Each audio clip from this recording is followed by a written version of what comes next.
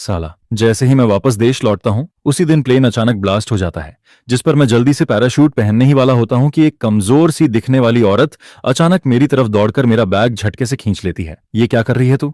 मैं गुस्से में उससे बहस करने ही वाला होता हूँ, जिस पर वो अचानक मेरे बिल्कुल पास आ जाती है और अपने सॉफ्ट लिप्स सीधे मेरे मुंह पर दबा देती है। सच में यार, 7 साल से गर्लफ्रेंड के साथ हूं, लेकिन उसके लिप्स का लिपस्टिक तक प्रॉपरली फील नहीं किया, और ये औरत तो जैसे मुझे पूरा निगल ही लेना चाहती है। फिर मुझे महसूस होता है कि उसका हाथ कहीं गलत जगह मूव कर रहा है, जिस पर मैं अंदर से और भड़क जाता हूँ। क्या खुद को सुंदर समझकर कुछ भी करेगी क्या? मैं गुस्से में उसे दूर धकेलने ही वाला होता हूँ, तभी कुछ लंबे चौड़े बॉडी वाले आदमी हमारे पास आते हैं, जिनकी नजरें चारों तरफ स्कैन कर रही होती हैं, जिस पर उनमें से एक कहता है, यहाँ नहीं है, वो इतनी आसानी से जंप करने की हिम्मत नहीं करेगा, ऊपर से वो बुरी तरह घायल भी है, जरूर भीड़ में छुपा होगा, चलो आगे ढूंढते हैं। फिर वो लोग थोड़ी देर सर्च करते हैं और गुस्से में वहां से चले जाते हैं, जिसे देखकर मेरे मन में अजीब सा डर बैठने लगता है। इसके बाद एक और ग्रुप वहां आ जाता है और मैं देखता हूं कि उनमें से एक आदमी अपना हाथ कपड़ों के अंदर डालता है, जिस पर मुझे शक होता है कि शायद उसके पास गन है। तभी एक खतरनाक नजर सीधे मेरी तरफ टिक जाती है, लेकिन वो आदमी बस एक नजर डालकर कहता है, बस एक कपल है जो बिछड़ने वाला है, कोई खतरा नहीं है। जिस पर मैं थोड़ा राहत की सांस लेता हूं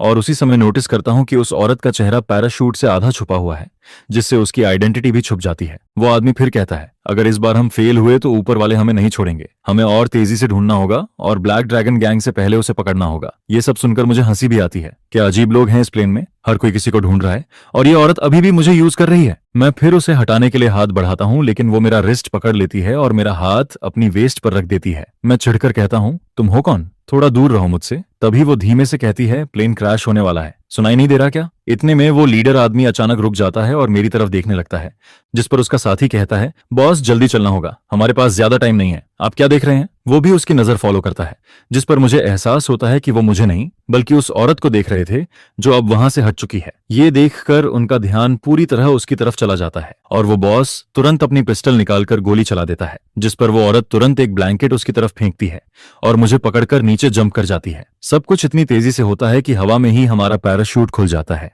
और हम दोनों आसमान में तैरते हुए प्लेन से दूर होते जाते हैं। तभी पीछे से गोलियों की आवाज गूंजती है और वो लोग चिल्लाते हैं, वही है, भाग रहा है, जल्दी फायर करो। हमारा पैराशूट दूर जाता देख वो बॉस गुस्से में चिल्लाता है, जल्दी पीछा करो, और फिर वो सब भी पैराशूट पहनकर नीचे कूद जाते हैं। मैं अंदर से घबरा जाता हूँ। मैंने कभी नहीं सोचा था कि मैं ऐसे किसी पागल सिचुएशन में फंस जाऊंगा। ये औरत आखिर है कौन और इतने गैंग्स इसे क्यों मारना चाहते हैं? मैं उससे पूछने ही वाला होता हूँ, तभी देखता हूँ कि उसकी आंखें बंद हो चुकी हैं और उसका हाथ जो मेरी वेस्ट पकड़ रहा था ढीला पड़ जाता है। उसका पूरा बॉडी अचानक लिम्प हो जाता है। मैं घबरा जाता हूँ। अरे सो मत। मैं डर के मारे उसे और कसकर पकड़ लेता हूँ। क्या ये शॉक से बेहोश हो गई है? तभी मुझे महसूस होता है कि पैराशूट फट चुका है और वो औरत भी पूरी तरह अनकॉन्शियस हो चुकी है। मैं मन ही मन भगवान से प्रार्थना करता हूँ, क्या सच में आज यहीं मरने वाला हूँ? नीचे सिर्फ एंडलेस समुद्र दिखाई देता है और मैं बस यही उम्मीद करता हूँ कि ये पैराशूट थोड़ी देर और टिक जाए। मैं मरना नहीं चाहता, ऐसे बेवकूफी भरे तरीके से एंड नहीं होना चाहता, लेकिन पैराशूट तेजी से नीचे गिरता जाता है। 20 साल की जिंदगी में मैंने खुद को इतना अनलकी कभी महसूस नहीं किया। आज तो हर मुसीबत मेरे ऊपर टूट रही है, सोचने का भी टाइम नहीं मिलता। तभी एक जोरदार आवाज के साथ हम दोनों सीधे समुद्र में गिर जाते हैं। पानी चारों तरफ उछलता है और मैं संभल नहीं पाता। कई घूंट पानी निगल लेता हूँ। मेरा पूरा शरीर ठंडा पड़ जाता है और सांस लेना मुश्किल हो जाता है, लेकिन शुक्र है मुझे तैरना आता है, वरना आज यहीं खत्म हो जाता। मैं कुछ देर तक पानी में स्ट्रगल करता हूँ और बड़ी मुश्किल से खुद को काम करता हूँ। तभी देखता हूँ कि समुद्र की सतह पर लाल रंग फैल रहा है, जैसे किसी ने पानी में रंग घोल दिया हो। लेयर्स में फैलता हुआ खून जो काफी डरावना लग रहा है। मैं इधर उधर देखता हूँ, लेकिन उस औरत का कहीं पता नहीं चलता। तभी मुझे याद आता है कि वो घायल थी। क्या ये सारा खून उसी का है? मैं समझ जाता हूँ कि मामला सिंपल नहीं है और वो लोग कभी भी यहाँ पहुंच सकते हैं। अगर मैं इसमें फंस गया तो बड़ी मुसीबत हो जाएगी, लेकिन अगर उसे नहीं बचाया तो वो जरूर मर जाएगी। दोनों थॉट्स मेरे दिमाग में लड़ते रहते हैं और आखिर में मैं आंखें बंद करके पानी में डाइव कर जाता हूँ। मैं जल्दी से उसे ढूंढ लेता हूँ और पूरी ताकत लगाकर उसे ऊपर खींचता हूँ और फिर किनारे तक लेकर आता हूँ। मुझे नहीं पता ये जगह कौन सी है, लेकिन घरों के बाहर लटके फिशिंग नेट्स देखकर लगता है ये कोई फिशिंग विलेज है। मेरी नजर एक घर पर टिकती है जो सबसे पास होता है और मैं तुरंत मदद लेने का फैसला करता हूँ। मैं उस औरत को जमीन पर रखता हूँ और कहता हूँ, मैं अभी वापस आता हूँ। फिर मैं उस घर के दरवाजे पर जाकर नॉक करता हूँ, कोई है क्या? प्लीज मदद चाहिए। हेलो, कोई है? दरवाजा खोलिए। थोड़ी देर बाद दरवाजा चरमराकर खुलता है और एक बूढ़ी औरत सामने आती है जो आराम से चाय पी रही होती है। मैं जल्दी से कहता हूँ, नमस्ते, मेरा प्लेन क्रैश हो गया है और एक औरत बुरी तरह घायल है, क्या आप मदद कर सकती हैं? वो औरत शांति से चाय पीते हुए समुद्र किनारे पड़ी बॉडी को देखती है और अंदर आवाज लगाती है, अरे सुनते हो, जल्दी आओ, किसी को बचाना है। फिर एक बूढ़ा फिशरमैन बाहर आता है और बिना कुछ बोले उस औरत को उठाकर अंदर ले जाता है। वो मुझसे कहता है, तुम्हारी औरत की हालत बहुत खराब है, ये गन शॉट वन लगता है। जिस पर मैं तुरंत झूठ बोलता हूँ, हाँ, प्लेन में कुछ लुटेरे चढ़ गए थे, उन्होंने लूटपाट की और गोली भी चलाई। वो आदमी कहता है, आजकल का जमाना ही खराब है, तुम थोड़ा रुको, मेरे पास एक खास दवाई है, चाहे जख्म कितना भी बड़ा हो बस लगा दो, कल तक ठीक हो जाएगा। ये सुनकर मैं हैरान हो जाता हूँ, सच में ऐसी दवाई भी होती है? मैंने पहली बार सुना है। वो औरत हल्की सी हंसी के साथ कहती है, मेरे घर वाले कई पीढ़ियों से फिशिंग करते आ रहे हैं, पिछली बार एक बड़ी मछली ने इनके हाथ से मांस तक नोच लिया था, लेकिन दवाई लगाने के बाद अब बिल्कुल ठीक हो गया है। जिसे सुनकर मैं थोड़ा हैरान होता हूँ, सच में ये सुनकर मुझे थोड़ा अजीब सा फील होता है। तभी बूढ़ी औरत एक पानी का बर्तन लेकर आती है और कहती है, पहले तुम इसके घाव साफ कर लो, फिर बाद में दवाई लगानी है। जिस पर मैं नीचे उस औरत की तरफ देखता हूँ और वो दोनों हाथों से मेरी वेस्ट पकड़कर मेरे सीने पर सिर रखकर ऐसे रगड़ रही होती है जैसे कोई स्ट्रांग सहारा पकड़कर चैन से सो रही हो। ये क्या चल रहा है? अभी भी मौका देखकर मुझे यूज कर रही है, ये तो बेहोश थी ना, फिर भी ऐसे हरकत कर रही है। जिस पर मेरे मन में उसके लिए और भी बुरा इंप्रेशन बनता जाता है। तभी बूढ़ी औरत मुस्कुराते हुए कहती है, लगता है ये लड़की तुम्हें बहुत पसंद करती है, घायल होने के बाद भी तुम्हें छोड़ नहीं रही। आजकल के यंगस्टर्स भी ना, हमारे टाइम में तो हाथ पकड़ने में भी शर्म आती थी। जिस पर मैं बस एक पॉलिट स्माइल देता हूँ, लेकिन अंदर से इस बेशर्म औरत के लिए इरिटेशन से भर चुका होता हूँ। इतनी चोट लगी है फिर भी सीधा लेट नहीं सकती। इसके बाद बूढ़ी औरत जाने लगती है। तभी मैं उस औरत का चेहरा ध्यान से देखता हूँ और अचानक थोड़ा रुक जाता हूँ, जिसे देखकर बूढ़ी औरत पूछती है, क्या हुआ? मैं मन में सोचता हूँ, ये औरत कहीं कोई बड़ी आइडेंटिटी तो नहीं? क्या इस छोटे से गांव में भी कोई इसे पहचान सकता है? फिर मैं पूछता हूँ, दादी क्या आप इसे जानती हैं? जिस पर वो थोड़ी देर सोचती है और बुदबुदाती है, थोड़ी जानी पहचानी लगती है, कहीं देखा है शायद। क्या ये कोई वांटेड क्रिमिनल तो नहीं जो टीवी पर आता रहता है, या कोई भागा हुआ कैदी? ये सुनकर मैं भी सोच में पड़ जाता हूँ, सच में इसके पीछे लोग पड़े थे, शायद ये कम से कम 2 गैंग से दुश्मनी रखती है। मैं तुरंत कहता हूँ, दादी ध्यान से याद कीजिए, ये मेरी जान का सवाल है, अगर ये डेंजरस हुई तो मैं तुरंत पुलिस को इन्फॉर्म कर दूंगा। जिस पर वो सिर हिलाती है, मुझे याद नहीं आ रहा, लेकिन तुम दोनों शहर के लगते हो, इतने अच्छे दिखते हो, जैसे कोई सेलिब्रिटी कपल हो। मैं हल्की हंसी के साथ कहता हूँ, ऐसा कुछ नहीं है, कौन सा सेलिब्रिटी हमारी हालत में होता है। फिर वो मुझे दवाई देकर कहती है, इसे इसके घाव पर लगा देना और खाना खाने के बाद मैं तुम्हें बुलवा लूंगी। मैं उन्हें थैंक्स बोलता हूँ और वो दोनों बाहर चले जाते हैं। जिसके बाद मैं उस औरत की तरफ देखता हूँ और हल्के से उसके माथे पर उंगली मारता हूँ। वो धीरे से कराहती है, जैसे दर्द वाली जगह छू गई हो। उसकी भौहें सिकुड़ जाती हैं और उसके शरीर से काला खून रिसने लगता है, जो उसके सीने से लगातार बह रहा होता है। हालांकि मैं ज्यादा विलिंग नहीं होता, फिर भी मैं उसका कपड़ा हटाकर घाव साफ करने लगता हूँ, सिर्फ इसलिए क्योंकि मैं नहीं चाहता कि वो यहाँ मर जाए और बात बड़ी बन जाए। उसका अपर बॉडी साफ करते करते पानी पूरा गंदा हो जाता है, जिस पर मैं बाहर जाकर नया गर्म पानी लेकर आता हूँ। अब मैं नीचे साफ करने ही वाला होता हूँ, लेकिन जैसे ही हाथ उसके कपड़ों तक पहुंचता है मैं हेजिटेट करता हूँ। बस हल्का सा साफ करना है, इसमें डरने वाली क्या बात है, लेकिन ये कपड़े इतने टाइट हैं, उतारूं कैसे? मैं काफी देर तक स्ट्रगल करता हूँ। तभी अचानक एक ठंडी आवाज आती है, क्या कर रहे हो तुम? मैं चौंक जाता हूँ और वो मेरा कॉलर पकड़कर मुझे अपनी तरफ खींच लेती है, जिस पर मैं उसके घाव पर दब जाता हूँ। मैं तुरंत कहता हूँ, सॉरी, मैंने जानबूझकर नहीं किया, और जल्दी से खड़ा हो जाता हूँ। गलत मत समझो, मैं बस तुम्हारी मदद कर रहा था। उसकी नजरें देखकर लगता है वो कुछ और ही सोच रही है, जिस पर मैं जल्दी से एक्सप्लेन करता हूँ, तुम्हारे कपड़े खुल नहीं रहे थे। उसकी आंखों में एक अजीब सी स्माइल आती है और वो कहती है, क्या देखना चाहते थे? उसकी ये बात सुनकर मेरे रोंगटे खड़े हो जाते हैं और मैं तुरंत कहता हूँ, ऐसा कुछ नहीं है, मेरी गर्लफ्रेंड है, मैं कोई गलत इरादा नहीं रखता। जिस पर वो हंसते हुए कहती है, कपड़े खोलना भी नहीं आता, फिर भी गर्लफ्रेंड है? मैं शर्म और गुस्से में कहता हूँ, हर रिलेशनशिप में ये सब जरूरी नहीं होता, हम दोनों काफी प्योर हैं। वो हल्का सा मुस्कुराती है और कहती है, तभी तो प्लेन में तुम्हारा किस इतना बेकार था, साफ दिख रहा था कि तुम्हारा फर्स्ट किस है। ये सुनते ही मैं और चिढ़ जाता हूँ। इतने सालों से मैं अपना पहला किस अपनी गर्लफ्रेंड के लिए बचाकर रखता हूँ और इस औरत ने उसे ऐसे ही छीन लिया। मैं गुस्से में कहता हूँ, मुझे तुम्हारी ओपिनियन नहीं चाहिए। वो हल्के से मुस्कुराती है और कहती है, मदद नहीं करोगे? अभी तो देखना चाहते थे, अब मुंह क्यों फेर लिया? फिर वो खुद को बहुत खास बताने लगती है, लेकिन मैं कहता हूँ, मेरी गर्लफ्रेंड तुमसे बेहतर है। ये सुनकर वो थोड़ी सरप्राइज्ड होती है, फिर हल्का सा मुस्कुराती है और धीरे धीरे मेरे करीब आती है, मेरे स्लीव को पकड़ती है जैसे कुछ बोलने वाली हो, लेकिन अचानक उसका बैलेंस बिगड़ जाता है। मैं तुरंत उसे पकड़ने के लिए आगे बढ़ता हूँ, लेकिन उसी पल उसके होंठ फिर से मेरे होंठों से टकरा जाते हैं और मैं कुछ सेकंड्स के लिए पूरी तरह फ्रीज हो जाता हूँ। फिर मैं गुस्से में उसे दूर करता हूँ, तुम्हें क्या प्रॉब्लम है, ऐसे बिहेव क्यों कर रही हो? वो एक शरारती बिल्ली की तरह मुस्कुराती है और कहती है, तुम खुद पास आए थे। मैं और भड़क जाता हूँ, अगर तुम गिरती नहीं तो मैं आता ही क्यों? मैं सोचता हूँ, मैंने आज तक इतनी बोल्ड औरत नहीं देखी, और उसकी आंखों में मजाक साफ दिख रहा होता है, जैसे वो मेरी इरिटेशन एंजॉय कर रही हो। वो फिर कहती है, अगर इतना ही बुरा लगा तो तुम भी किस कर सकते हो। मैं कुछ बोल पाता उससे पहले वो फोन मांगती है, फोन दो, मुझे देखना है। मैं अंदर ही अंदर सोचता हूँ, ये औरत आखिर है कौन? जितना देखता हूँ उतना ही लगता है ये कोई क्रिमिनल है। तभी दरवाजे पर नॉक होता है। अरे नौजवान, खाना तैयार है। और तुम्हारी औरत भी जाग गई क्या? ये सुनकर मैं अंदर ही अंदर चिल्लाता हूँ, ये मेरी औरत नहीं है। लेकिन बाहर से कहता हूँ, हम अभी आते हैं, धन्यवाद। तभी वो औरत जानबूझकर कहती है, तुमने अभी तक मुझे दवाई नहीं लगाई, जैसे किसी तीसरे को सुनाना चाहती हो।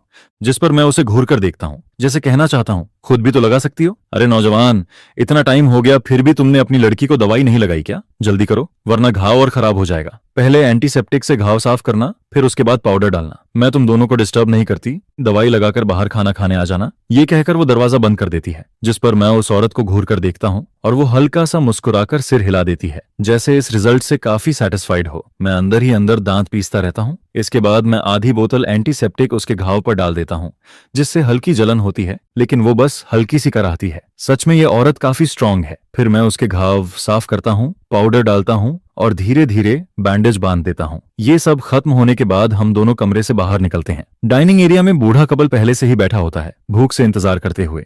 जैसे ही वो हमें देखते हैं, बूढ़ी औरत मुस्कुराकर कहती है, बेटी अब ठीक हो ना? आओ बैठो, खाना तैयार है। बूढ़ा आदमी भी हंसकर कहता है, कुछ खास नहीं है, बस सिंपल खाना है। उम्मीद है तुम लोग बुरा नहीं मानोगे। जिस पर मैं उनकी तरफ से थैंक्स बोलता हूँ, क्योंकि मुझे पता है ये औरत तो कुछ बोलेगी नहीं। मैं बैठ जाता हूँ, लेकिन वो औरत अभी भी खड़ी होकर पूरे घर को ऑब्जर्व कर रही होती है और अचानक पूछती है, ये जगह कौन सी है? उसकी आवाज में एक अलग ही दबाव होता है, जिसे सुनकर बूढ़ी औरत जल्दी से जवाब देती है, ये एक फिशिंग विलेज है साउथ सिटी के बॉर्डर पर। जिस पर वो कहती है, साउथ सिटी? सुना है ईस्ट सिटी से करीब 10 घंटे दूर है। फिर वो तुरंत कहती है, मेरा फोन दो। बूढ़ी औरत जवाब देती है, यहाँ मोबाइल नहीं चलता, टाउन में एक लैंडलाइन है। कल मेरे पति तुम्हें वहां ले जाएंगे, करीब 2 घंटे लगेंगे। वो आगे बताती है कि यहाँ कोई कम्युनिकेशन सिस्टम नहीं है। 3 पीढ़ियों से वो लोग फिशिंग कर रहे हैं और बाहरी दुनिया से ज्यादा कॉन्टैक्ट वक्त नहीं रखते। मैं उसे इशारे से बैठने को कहता हूँ और वो भी बिना आर्ग्यू किए मेरे पास बैठ जाती है। टेबल पर सिंपल खाना रखा होता है, एक फिश और फिश सूप। बर्तन पुराने और टूटे फूटे होते हैं, लेकिन साफ होते हैं, लगता है सालों से यूज हो रहे हैं। जिस पर वो औरत खाना देखकर एपेटिट खो देती है। बूढ़ी औरत कहती है, बेटी खाओ ना, गर्म है, और उसके लिए फिश निकालने लगती है, लेकिन वो अचानक मना कर देती है, जिससे बूढ़ी औरत ऑकवर्ड हो जाती है। तो मैं तुरंत बात संभालता हूँ, वो खुद ले लेगी, आप खाइए। और मैं फिश उठाकर बूढ़ी औरत के बाउल में डाल देता हूँ। फिर मैं एक और पीस उठाकर उस औरत को देता हूँ जिसमें काफी बोन्स होती हैं, और कहता हूँ, आराम से खाना, इसमें बोन्स ज्यादा है, सीवंस ज्यादा हैं। मैं अंदर ही अंदर खुश होता हूँ, जैसे थोड़ा रिवेंज ले लिया हो। लेकिन वो औरत सब समझ जाती है, फिर भी गुस्सा नहीं होती, बल्कि हल्का सा मुस्कुराती है। वो कहती है, घर पर तो तुम मेरे लिए बोन्स निकालते हो, मैं सिर्फ वही खाती हूँ। जिस पर मैं दांत भींचता हूँ, लेकिन बुजुर्गों के सामने चुप रहता हूँ। ड्रामा मत करो, खुद खाओ। वो और भी टीजिंग टोन में कहती है, तुम मुझे खिलाओगे नहीं? ये सुनकर दोनों बुजुर्ग थोड़ा ऑकवर्ड हो जाते हैं और मैं अंदर ही अंदर शर्म और गुस्से में जल रहा होता हूँ। मैं सोचता हूँ, ये क्या बोल रही है? ये लोग हमें कपल समझ रहे हैं और ये औरत तो हद कर रही है। तभी बूढ़ा आदमी कहता है, तुम लोग जैसे नॉर्मली खाते हो वैसे ही खाओ, हमें इग्नोर करो। मैं कुछ एक्सप्लेन करने ही वाला होता हूँ, लेकिन वो जल्दी से बोल देती है, हम तो यूजुअली एक दूसरे को खिलाते हैं। ये सुनकर बूढ़ा आदमी शौक में खांसते हुए खाना उगल देता है और बूढ़ी औरत उसे संभालती है। इस मौके का फायदा उठाकर मैं धीरे से कहता हूँ, बस करो अब। लेकिन वो कैजुअली बिहेव करती रहती है, जैसे कह रही हो, या तो तुम मुझे खिलाओ या मैं तुम्हें खिलाऊंगी। आखिर मैं उसका बाउल उठाता हूँ, फिश का टुकड़ा बोन्स के साथ उसके मुंह में डालता हूँ और कहता हूँ, इसे बोन्स पसंद है, आप लोग चिंता मत करो। मैं गुस्से में उसे और खिलाता हूँ, लेकिन वो फिर भी मुस्कुराती रहती है, जैसे कुछ हुआ ही नहीं। बाहर से हम दोनों एक क्लोज कपल जैसे लग रहे होते हैं। मैं सोचता हूँ इस बार मैंने जीत लिया, लेकिन तभी वो अचानक पास आ जाती है और अपने मुंह से फिश मेरे मुंह में डाल देती है। मैं शौक में फ्रीज हो जाता हूँ और वो मुझे मजबूर कर देती है कि मैं सब निगल लूं। मैं घिन महसूस करता हूँ, लेकिन वो मेरे लिप्स टाइटली पकड़ लेती है और मुझे निगलने पर मजबूर कर देती है। दोनों बुजुर्ग ये देखकर दंग रह जाते हैं, जैसे उन्होंने ऐसा कुछ पहले कभी नहीं देखा। मैं मुश्किल से निगलता हूँ और सोचता हूँ कि बोन्स गले में अटक जाएंगी, लेकिन ऐसा कुछ नहीं होता। मैं हैरान होकर उसे देखता हूँ और वो आराम से बोन्स बाहर निकालकर टिश्यू से साफ कर देती है।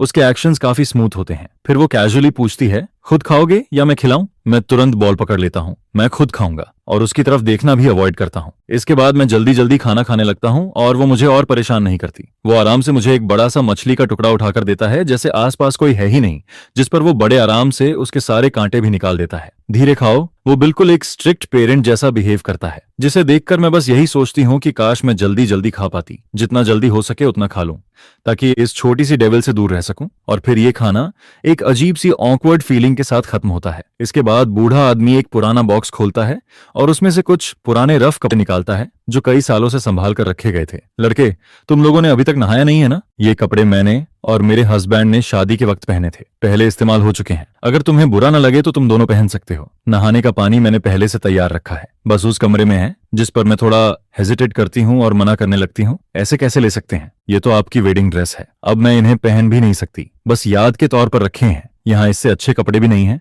उम्मीद है तुम लोग मना नहीं करोगे। जिस पर वो औरत जबरदस्ती कपड़े मेरे हाथ में थमा देती है। मैं चाहकर भी मना नहीं कर पाती और आखिरकार ले लेती हूँ। फिर अचानक वो दूसरी औरत ठंडी आवाज में बोलती है, ये कपड़े तुम्हारे लिए सूट नहीं करते। जिसे सुनकर मैं खुद को रोक नहीं पाती और पलटकर जवाब देती हूँ, तुमसे क्या मतलब?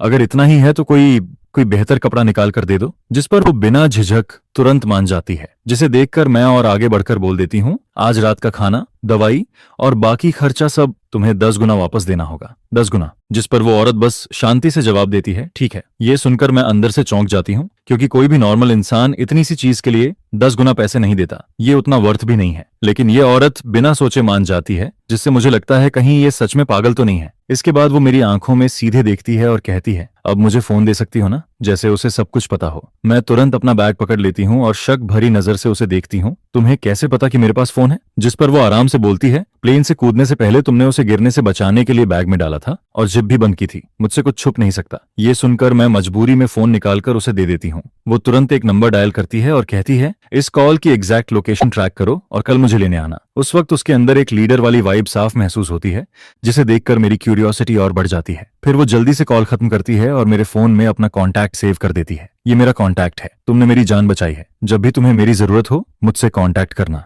जिस पर मैं तुरंत फोन वापस खींच लेती हूँ और मन में सोचती हूँ, ये खुद ही अटैक हो रही है। इसके पास जाने से कहीं मैं और मुसीबत में ना पड़ जाऊं। मैं साफ कह देती हूँ, चिंता मत करो, मैं तुम्हें ढूंढने नहीं आऊंगी। इसके बाद मैं उससे बात बढ़ाना नहीं चाहती और नहाने जाने लगती हूँ। तभी वो लड़का बोलता है, इस फेवर के बदले तुम मुझसे कुछ भी मांग सकती हो, कुछ भी, मैं सब मानूंगा। जिस पर मैं रुकती हूँ और पीछे मुड़कर पूछती हूँ, पक्का? वो कॉन्फिडेंटली बोलता है, हाँ। जिस पर मैं थोड़ा सार्कास्टिक होकर बोलती हूँ, अगर मैं एक लग्जरी कार और विला मांगूं तो? वो तुरंत मुस्कुराकर कहता है, कार और विला तो दे ही दूंगा, साथ में खुद को भी बोनस में दे दूं तो? ये सुनकर मैं इरिटेट हो जाती हूँ और उससे बहस करना टाइम वेस्ट लगता है। मैं सीधे कहती हूँ, हटो, मुझे नहाने जाना है। उसी दौरान बाहर बूढ़ा आदमी अचानक कुछ याद करता है और कहता है, वो लड़की, क्या वो टीवी में आने वाली वही नहीं है? वो बिलियनर कंपनी की चेयरमैन फू चिंगहुआन? जिस पर बूढ़ी औरत बोलती है, तुम ज्यादा टीवी देखते हो, कोई चेयरमैन यहाँ क्यों आएगा? लेकिन बूढ़ा आदमी जवाब देता है, वो प्लेन से आई है, जरूर कोई खास होगी, टीवी में भी तो चेयरमैन लोग प्लेन से घूमते हैं। फिर वो हंसने लगता है और कहता है,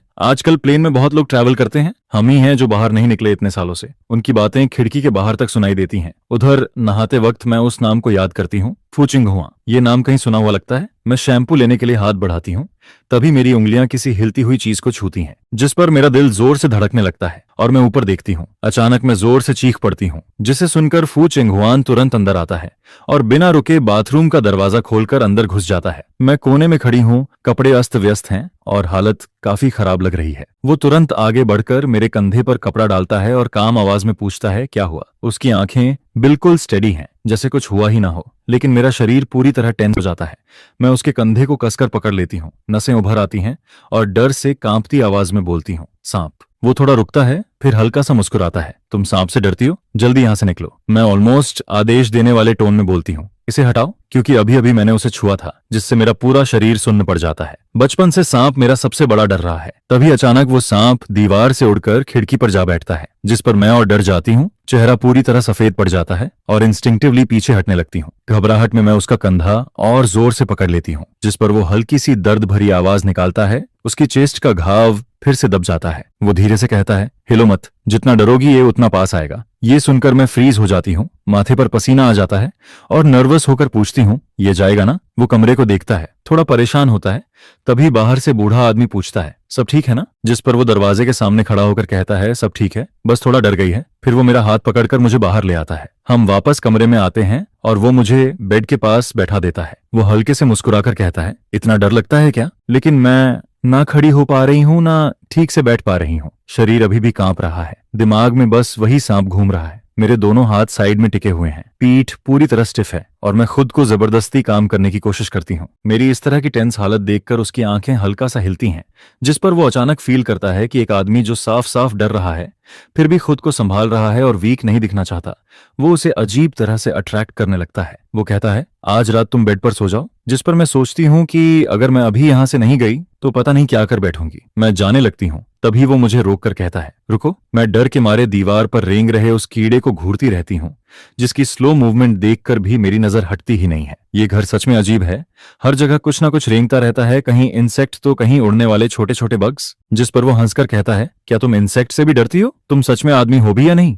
मैं सिर हिलाकर कहती हूँ, बचपन में मुझे किसी चीज से डर नहीं लगता था, लेकिन एक बार फ्लाइंग कॉकरोचेस ने मुझ पर अटैक किया था, उसके बाद से मैं हर तरह के इंसेक्ट से डरने लग गई हूँ। फिर वो कहता है, पहले कपड़े पहन लो। जिस पर मैं नीचे देखती हूँ और रियलाइज करती हूँ कि मेरे शरीर पर सिर्फ एक टॉवेल है।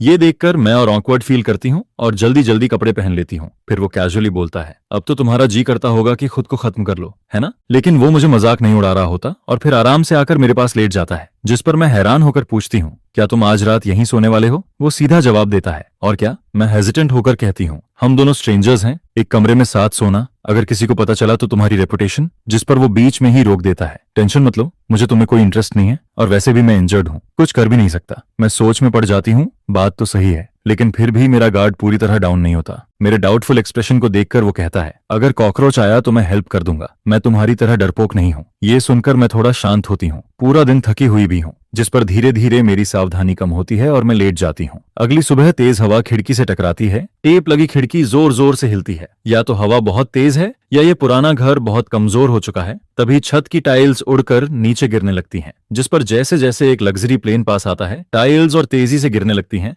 और देखते ही देखते छत पूरी तरह उखड़ जाती है। घर का सारा सामान हवा में उड़ने लगता है, खिड़कियां भी टिक नहीं पाती। पूरा सीन काफी डरावना बन जाता है। बाहर बूढ़ा आदमी ये देखकर घबरा जाता है और तुरंत भागकर एक कोने में छिप जाता है। वो प्लेन बार बार उतरने की कोशिश करता है, लेकिन जगह कम होने की वजह से नहीं उतर पाता। फिर कुछ चक्कर लगाने के बाद दूर जाकर लैंड करता है, जिस पर आसपास के फिशरमैन और विलेजर्स तमाशा देखने के लिए इकट्ठा हो जाते हैं। ये छोटा सा गांव जो दुनिया से कटा हुआ था, आज पहली बार इतना हलचल देख रहा है। मैं इस शोर से जागती हूँ और रियलाइज करती हूँ कि मैं फू चिंगहुआन को पकड़कर सो रही थी, जिस पर मैं तुरंत उठकर बैठ जाती हूँ, लेकिन शुक्र है कि हम दोनों ठीक से कपड़ों में हैं। मैं उसकी तरफ देखती हूँ, वो मुझे घूर रहा है, चेहरे पर साफ डिस्गस्ट है। वो कहता है, रात भर तुम मुझे पिलो की तरह हग करते रहे, मुझे सोने भी नहीं दिया। ये सुनकर मैं शॉक हो जाती हूँ और रात का सपना याद आता है, जिसमें मैं कुछ सॉफ्ट और वार्म चीज को पकड़े हुए था और वो असल में यही औरत निकलती है। मैं पूछती हूँ, तो तुमने मुझे जगाया क्यों नहीं? वो जवाब देता है, अगर तुम्हें जगाता और तुम वायलेंट हो जाते तो तब तो सिर्फ हक करना ही नहीं होता। उसकी बात सुनकर मैं इरिटेट हो जाती हूँ। ये औरत सच में अजीब तरीके से बात करती है। तभी मुझे बाहर का शोर याद आता है। वो कहती है, मेरे लोग हमें लेने आ गए हैं। फिर वो उठकर कहती है, चलो अभी चलते हैं। मैं बोलती हूँ, लेकिन मैंने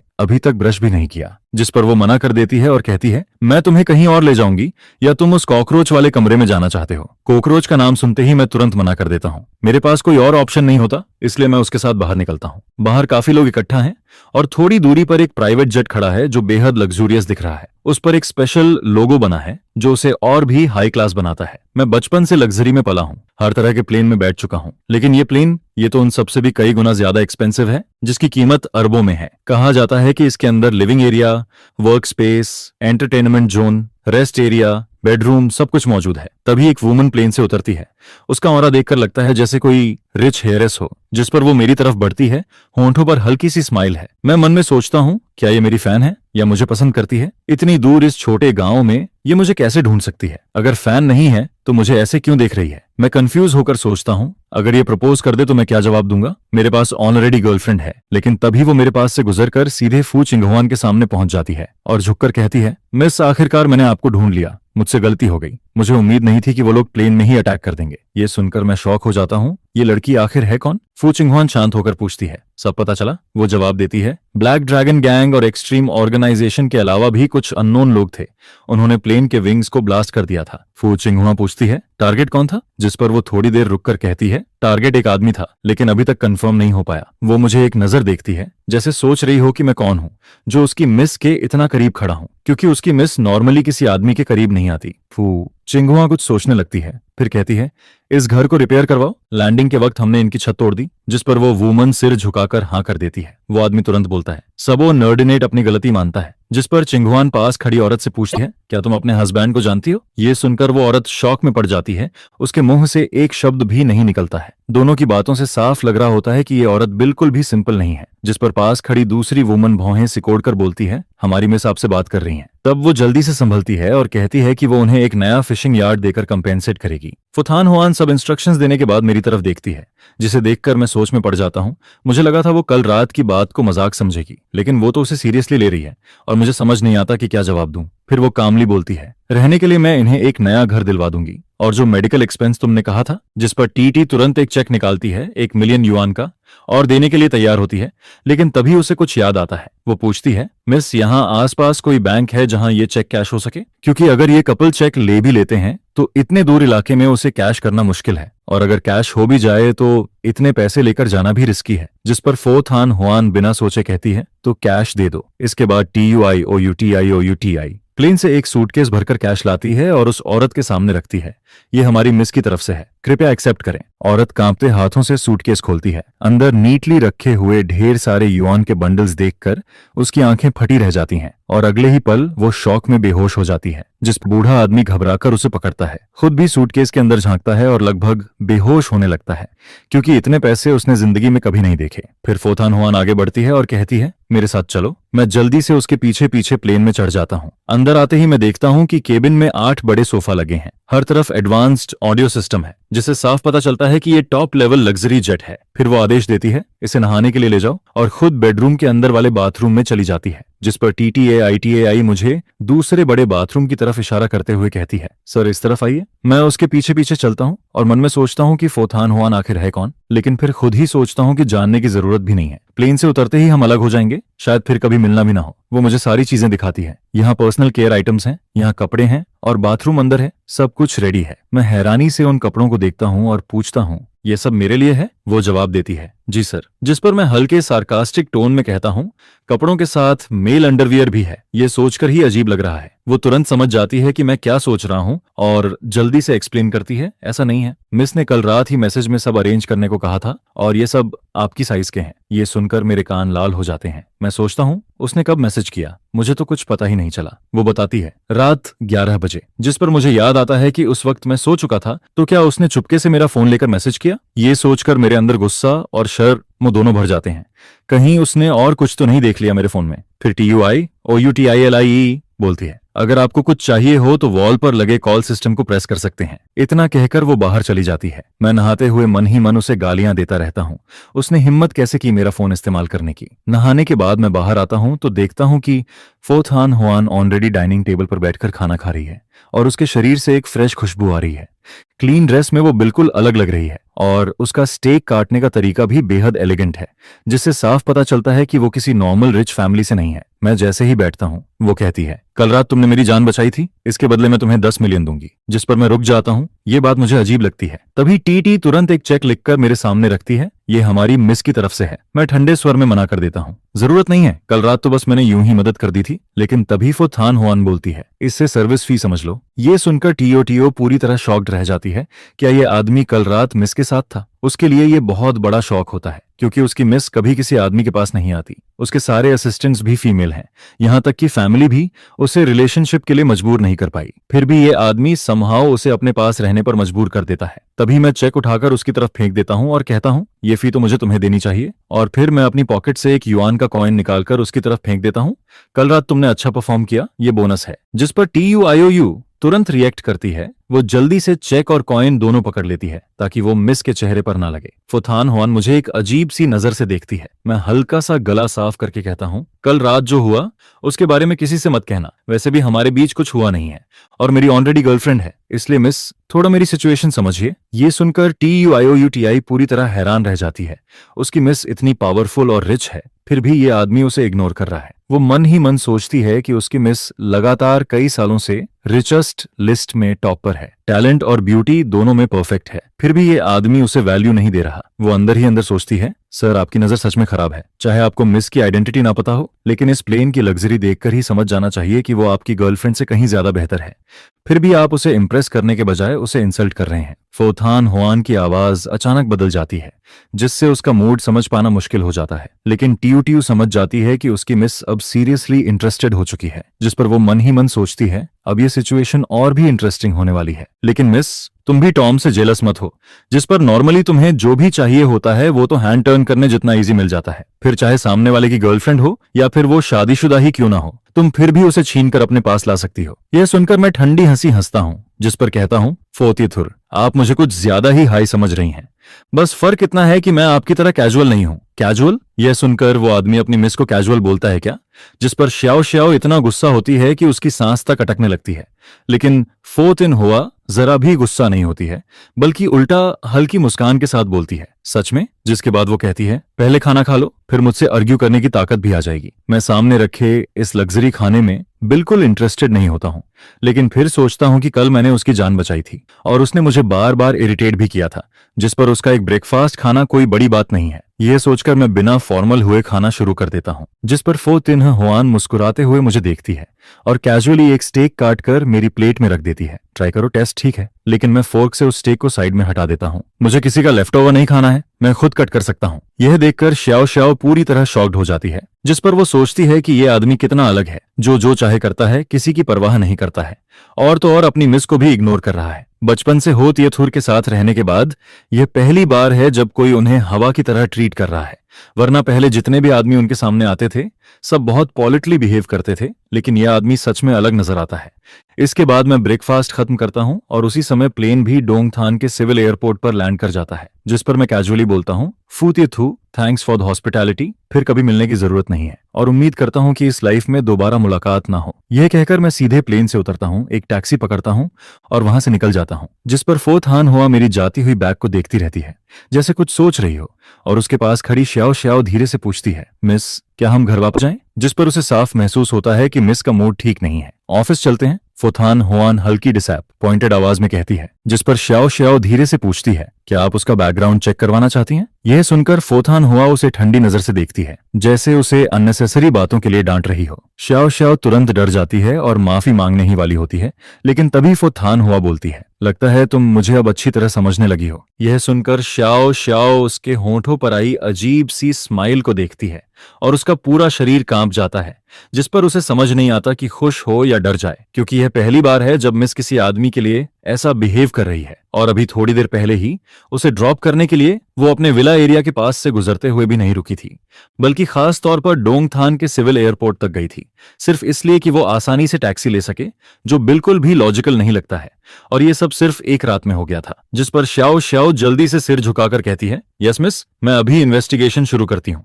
जिस पर फोथान हुआन खिड़की के बाहर इंटरेस्ट से देखती रहती है। आगे मैं टैक्सी में बैठकर एक एड्रेस बताता हूँ, थान नहम ग्रुप, थैंक यू ड्राइवर। यह सुनकर ड्राइवर थोड़ा सरप्राइज्ड होता है और पूछता है, आप लामजियांग नाम रोड वाले थान नहम ग्रुप की बात कर रहे हैं? जिस पर मैं पूछता हूँ, कोई प्रॉब्लम है क्या? ड्राइवर कुछ बोलने ही वाला होता है, लेकिन फिर रुक जाता है और सोचता है कि शायद यह आदमी काफी समय बाद यहाँ आया है, इसलिए उसे पता नहीं कि कंपनी का नाम बदल चुका है। इसके बाद ड्राइवर कुछ नहीं बोलता और सीधे गाड़ी टारगेट की तरफ ले जाता है। मैं खिड़की के बाहर की हवा को फील करता हूँ, जिस पर सोचता हूँ कि डोंगथान, आखिर मैं वापस आ ही गया हूँ, और हवा में एक फेमिलियर सा एहसास होता है, जिससे मेरा मूड अच्छा हो जाता है। फिर मुझे याद आता है कि मैंने अभी तक अपने पेरेंट्स को मैसेज नहीं किया है, लेकिन फिर सोचता हूँ कि रहने देता हूँ, सीधा सामने जाकर सरप्राइज दूंगा। आज लूक नियन नियन का बर्थडे है और मैंने उसके लिए एक गिफ्ट भी तैयार किया था, लेकिन प्लेन से उतरने के बाद वो कहीं दिखता नहीं है, जिस पर मैं थोड़ा इरिटेट हो जाता हूँ और उस औरत को याद करता हूँ जिसने मेरा फर्स्ट किस छीन लिया था। अगर वो नहीं होती तो मैं इन सब ट्रबल्स में नहीं फंसता। इसके बाद मैं फोन निकालकर एक बेकरी को कॉल करता हूँ, क्या अभी रेडी केक मिल सकता है? जिस पर सामने से आवाज आती है, यंग मास्टर निगेम, क्या आप हैं? यह सुनकर मैं ऑलमोस्ट फोन गिरा देता हूँ, क्योंकि इतने सालों से मेरे घर की सारी स्वीट्स इसी शॉप से जाती रही हैं, इसलिए उन्हें मेरे नंबर तक याद है। लेकिन वो शॉक्ड इसलिए हैं क्योंकि 3 साल बाद मेरा कॉल आया है। मैं कहता हूँ, हाँ मैं वापस आ गया हूँ, मुझे सबसे बड़ा केक चाहिए, क्या आज मिल सकता है? जिस पर वो पूछते हैं, क्या आप लूक तियथोर के लिए ऑर्डर कर रहे हैं? क्योंकि हर साल इसी टाइम पर निगेम फैमिली यहाँ से लूक नियन नियन के लिए केक ऑर्डर करती है और वहां का हर एम्प्लॉय ये जानता है। फिर रिसेप्शनिस्ट थोड़ा हेजिटेट होकर कहती है, सेकंड यंग मास्टर ने ऑलरेडी केक भेज दिया है। ये सुनकर मैं थोड़ा सरप्राइज्ड होता हूँ और सोचता हूँ कि निगम निगीबाज इतना कंसिडरेट निकलेगा, जो हमेशा मेरी फिक्र करता है और छोटी छोटी चीजें भी खुद हैंडल करता है। ये सोचकर मैं मुस्कुराता हूँ और कहता हूँ, तो फिर रहने दो, थैंक्स। आगे टैक्सी विंडो से बाहर देखते हुए मैं सीनरी नोटिस करता हूँ और जैसे जैसे अपने ग्रुप के पास पहुंचता हूँ एनवायरनमेंट और भी बेहतर दिखने लगता है, क्योंकि मेरा ग्रुप इस सिटी की टॉप कंपनीज में से एक है। तभी टैक्सी धीरे धीरे रुकती है और ड्राइवर कहता है कि हम पहुंच गए हैं। मैं पैसे देकर नीचे उतरता हूं, लेकिन उतरते ही नोटिस करता हूं कि नाम बदल चुका है, थान ग्रुप। मैं आसपास देखते हुए कंफ्यूज हो जाता हूं, क्योंकि जगह बिल्कुल वही है, सारे बिल्डिंग्स भी सेम हैं, लेकिन नाम समझ नहीं आता। तभी दो एम्प्लॉयज पास से गुजरते हैं और बात करते हैं, कल निगम बॉस ने कहा था ना आज वो यहाँ नहीं है, इसलिए इस प्लान को हमें क्लोजली फॉलो करना होगा। दूसरा कहता है, नीम बॉस यानी किम गांतो, उनके लीडरशिप में पिछले 3 सालों में प्रॉफिट्स काफी कम हुए हैं। यह सुनकर मैं तुरंत उन्हें रोकता हूँ। एक्सक्यूज मी, क्या तुम लोग जिस निगम बॉस की बात कर रहे हो वो निगम वियन डोंग है? जिस पर वो दोनों ऑकवर्ड होकर हंसते हैं। हाँ वही। मैं कहता हूँ ठीक है, थैंक्स। और वो दोनों मुझे अजीब नजर से देखकर चले जाते हैं, जिस पर मुझे समझ आता है कि फैमिली ने कंपनी का नाम बदल दिया है और मेरे अंदर जो भी डाउट्स थे वो धीरे धीरे खत्म हो जाते हैं। इसके बाद मैं कॉन्फिडेंटली कंपनी के गेट के अंदर एंटर करता हूँ, जिस पर रिसेप्शनिस्ट मुझे देखकर पॉलिटली खड़ी हो जाती है और कहती है, हेलो सर, आप किससे मिलना चाहते हैं? मैं कहता हूँ, मेरा नाम एनगीम थन है, मैं नीम वियन डोंग का बेटा हूँ और इस कंपनी का करंट सीईओ हूँ। प्लीज इन्फॉर्म कर दो कि मैं वापस आ गया हूँ और ऊपर जाना चाहता हूँ।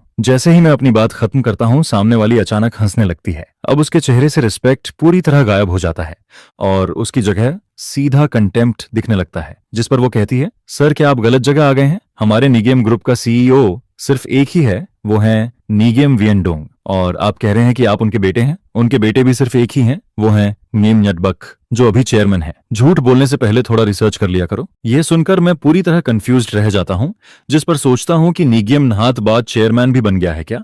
3 साल पहले जब ग्रैंडप्पा की डेथ हुई थी और लॉयर ने विल पढ़ी थी, तब साफ साफ कहा गया था कि थान निगेम ग्रुप के 80% शेयर्स और बिलियंस की प्रॉपर्टी मेरे और मेरे फादर निगेम वियन डोंग के बीच फेयर कंपटीशन में जाएगी। जो पहले कंडीशंस पूरी करेगा वही सक्सेसर बनेगा। उससे पहले मैं और मेरे फादर दोनों ही इस ग्रुप के सीईओ थे और साथ मिलकर कंपनी हैंडल कर रहे थे। उस विल में निगेम नहाटबाज का नाम तक नहीं था, फिर उसका हिस्सा कहां से आ गया? मैं हल्की स्माइल के साथ पूछता हूं, कहीं आपको कुछ मिसअंडरस्टैंडिंग तो नहीं हो रही? जो मैं कह रहा हूं वो सब सच है और निगेम नहातबाज मेरा छोटा भाई है। जिस पर रिसेप्शनिस्ट हल्की स्माइल के साथ बोलती है, सच में? मैं यहाँ 3 साल से काम कर रही हूँ और मैंने कभी नहीं सुना कि चेयरमैन निगेम का कोई बड़ा भाई भी है। मैं फिर भी कामली कहता हूँ, लेकिन मैं अभी भी कह रहा कि नीम विन डोंग मेरे पिता हैं। अगर मैं फ्रॉड होता तो उनका नाम कैसे जानता? जिस पर उसका एक्सप्रेशन बदलता है और वो अब फॉर्मल टोन छोड़ देती है। हमारे नीम बॉस का नाम बहुत लोग जानते हैं, लेकिन तुमने कहीं से जानकारी लेकर यह प्लान बनाया है क्योंकि तुम्हें पता था कि आज वो यहाँ नहीं है, इसीलिए तुम उनके बेटे बनकर अंदर घुसना चाहते हो। लेकिन मैं तुम्हें सलाह देती हूँ, फ्रॉड करना अच्छा प्रोफेशन नहीं है। उसका ये एटीट्यूड देखकर मुझे हंसी भी आती है और इरिटेशन भी, जिस पर मैं कहता हूँ, आप सच में गलत समझ रही हैं, मैं सच में उनका रियल सन हूँ। जिस पर वो तुरंत सार्कास्टिक होकर बोलती है, और मैं जैक माँ की बेटी हूँ। तुम दिखने में तो ठीक लगते हो, कोई और काम नहीं मिला जो ये सब करने लगे? मुझे तो लग रहा है तुम सीईओ ऑफिस में घुसकर चोरी करना चाहते हो, और ये फेक ब्रांडेड क्लॉथ्स भी काफी कन्विंसिंग है। यह सुनकर मैं फिर कहता हूँ, मैं सच में झूठ नहीं बोल रहा, मैं और मेरे फादर दोनों इस ग्रुप के सीईओ हैं। जिस पर वो हंसते हुए बोलती है, कल भी एक आदमी आया था जो खुद को हमारे चेयरमैन लूक का बॉयफ्रेंड बता रहा था,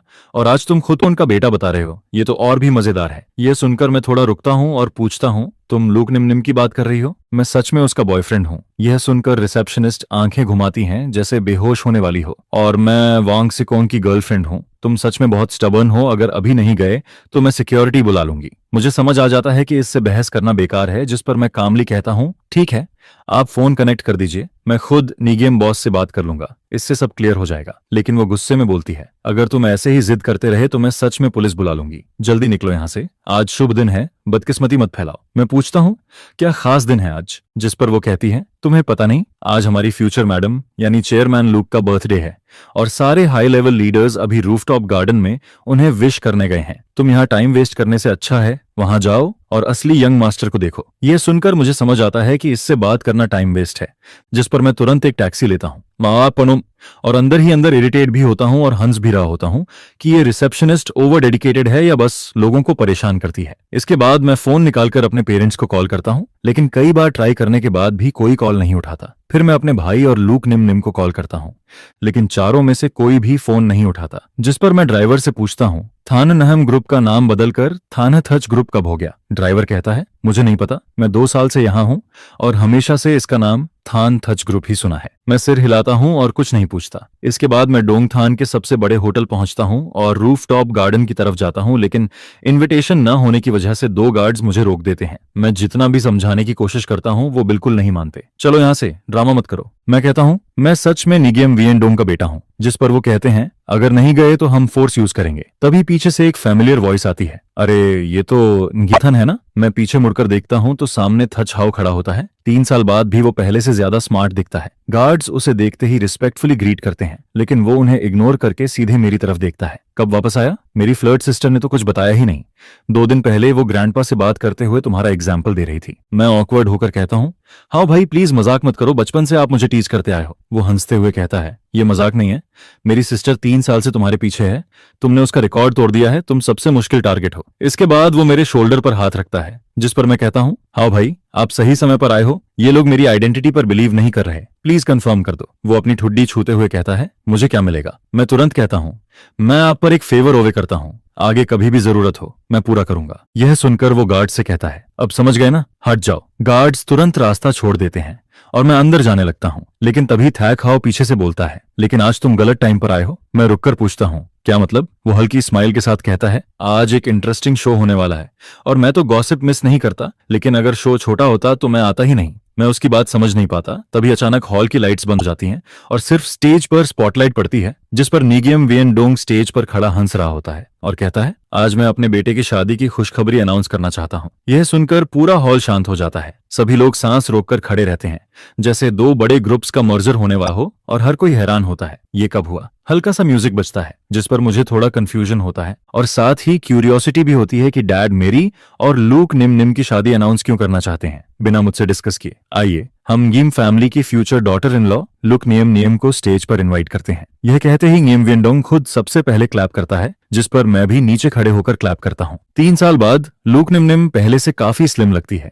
उसके चेहरे पर वही जेंटल स्माइल होती है जो उसे और भी क्लोज फील करवाती है और मैं दूर से ही उसे देखकर खुश होने लगता हूँ। इसके बाद गिम वियेंडोंग फिर बोलता है अब मेरे बेटे को स्टेज पर बुलाते हैं नियम न्यटबक। यह सुनते ही पूरा हॉल तालियों से गूंज उठता है, जिस पर निगियम नहात बाच मुस्कुराते हुए स्टेज पर आता है। 3 साल में वो पहले से ज्यादा मैच्योर दिखता है, लेकिन जो चीज मुझे शॉक करती है वो यह कि लूक नियम नियम उसका हाथ कसकर पकड़े रहती है। दोनों एक दूसरे को ऐसे देखते हैं जैसे वो डीपली इन लव कपल हों, जिस पर मेरे ऊपर जैसे बिजली गिरती है और मैं अपने आप को संभाल नहीं पाता। एक कदम पीछे लड़खड़ा जाता हूँ। ये सब देखकर मुझे यकीन ही नहीं होता कि मेरी गर्लफ्रेंड और मेरा खुद का भाई अब अपनी एंगेजमेंट अनाउंस करने वाले हैं। तभी थच हाओ मुझे संभालता है और हल्के मजाक में कहता है अभी से ये हाल है, असली शो तो अभी बाकी है। तभी गिम वियेंडोंग की हंसी गूंजती है और वो अनाउंस करता है इस शुभ दिन पर मैं अनाउंस करता हूं कि नीम फैमिली और लुक फैमिली अब रिश्ते में जुड़ रहे हैं। मेरा बेटा नीम न्यटबक लुक फैमिली की हैरिस लुक नियम नियम से शादी करेगा। उनकी शादी अगले महीने की 28 तारीख को होगी।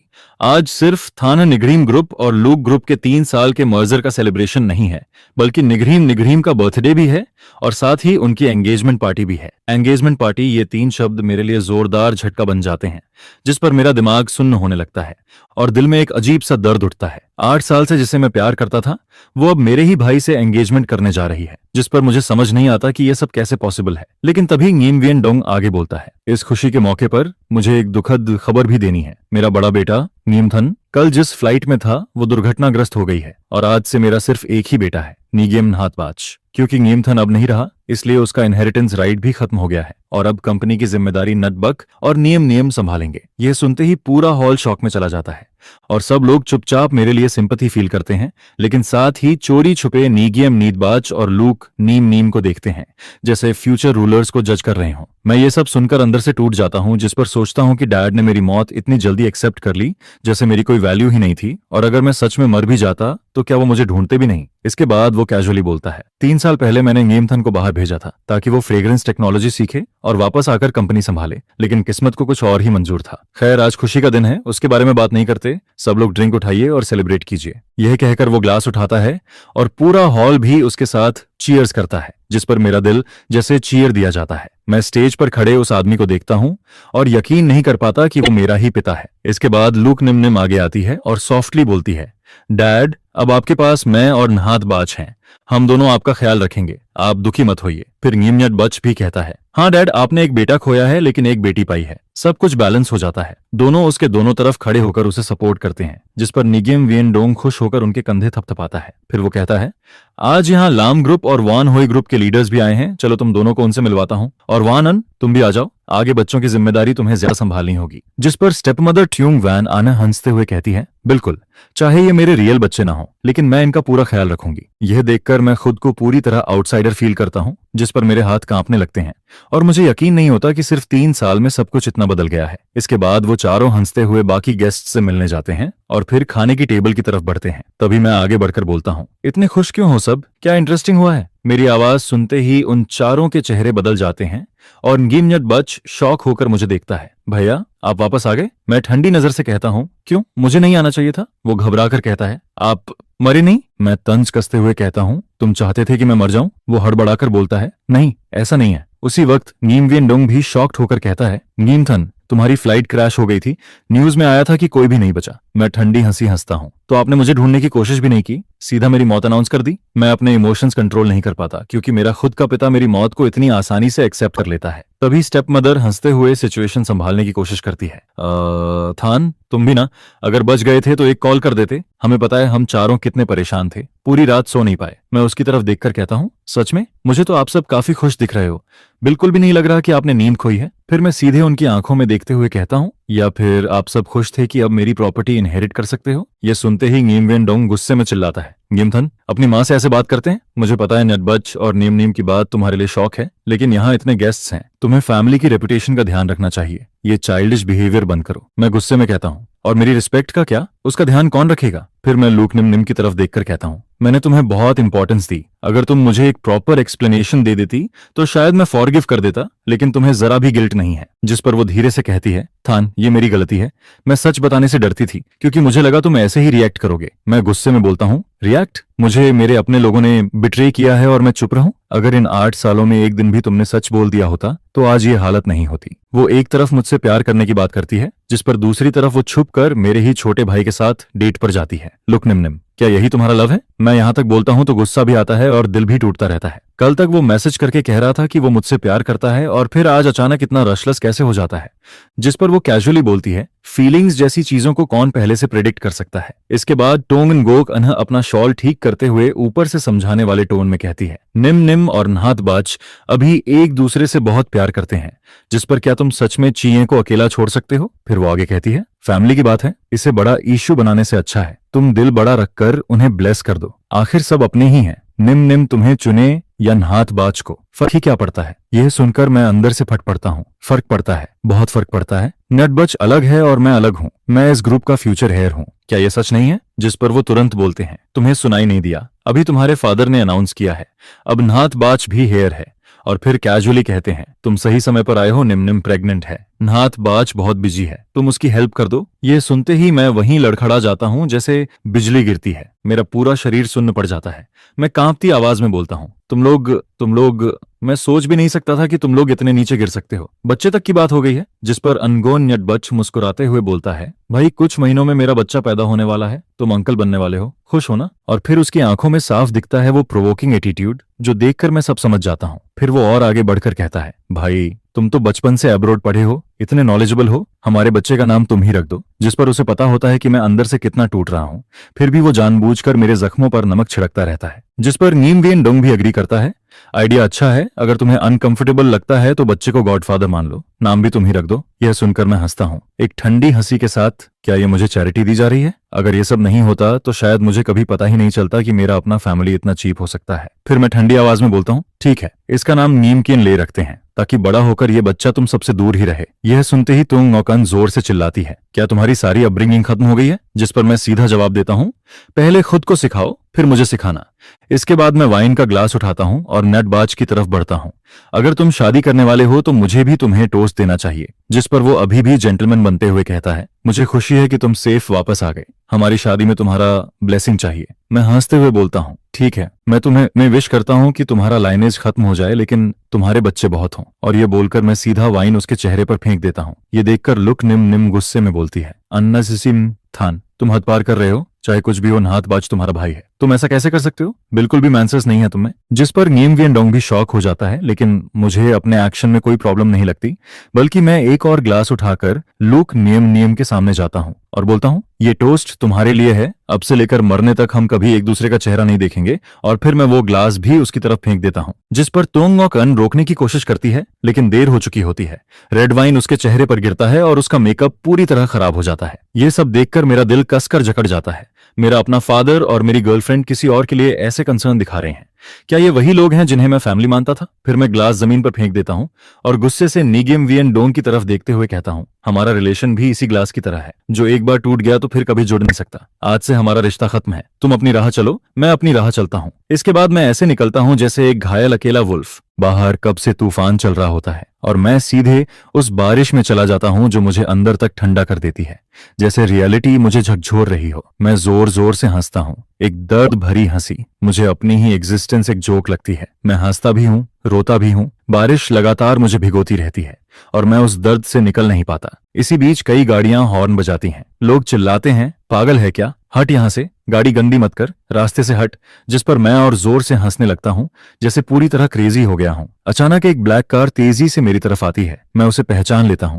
यह तो लूक निम निम की कार है।